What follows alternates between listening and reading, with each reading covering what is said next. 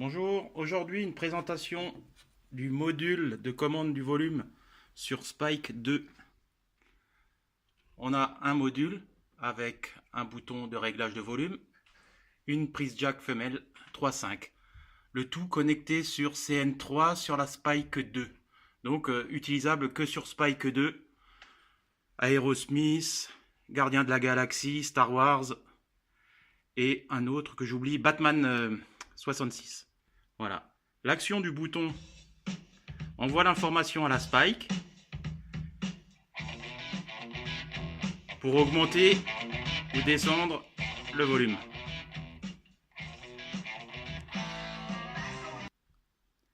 Lorsque l'on met le jack dans la prise, le son du flipper mute et l'action sur le bouton contrôle le volume du casque, voire sur l'écran. Lorsque l'on retire le casque, le bouton contrôle le volume du flip.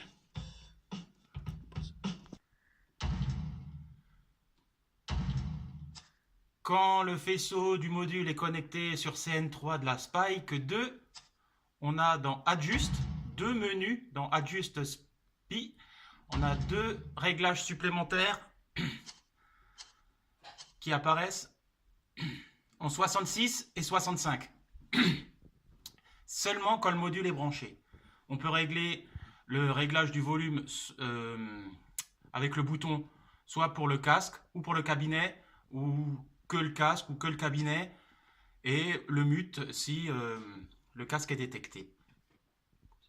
La mise en place est très simple, pas besoin d'outils, pas besoin de percer, couper ou quoi que ce soit. On enfile le connecteur par le trou du retour de pièces du monnayeur et on le récupère derrière le volet.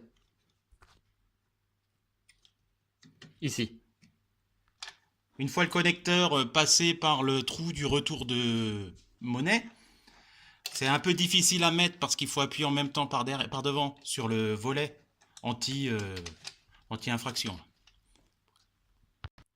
On enfile les 2,30 m de câble par le trou qui vont servir à brancher sur la Spike et on plante le tout et c'est fini.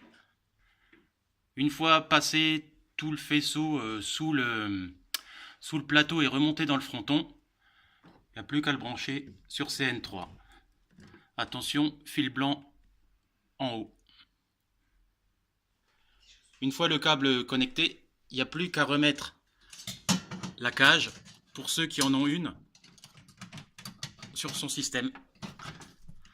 Là ici c'est un Aerosmith LE, j'ai une cage, j'ai vu d'autres LE sans cage.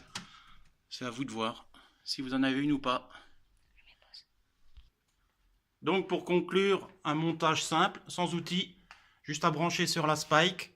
Le menu, je vous le rappelle, le menu dans les ajustements là, du flipper n'est visible que lorsque le module est connecté.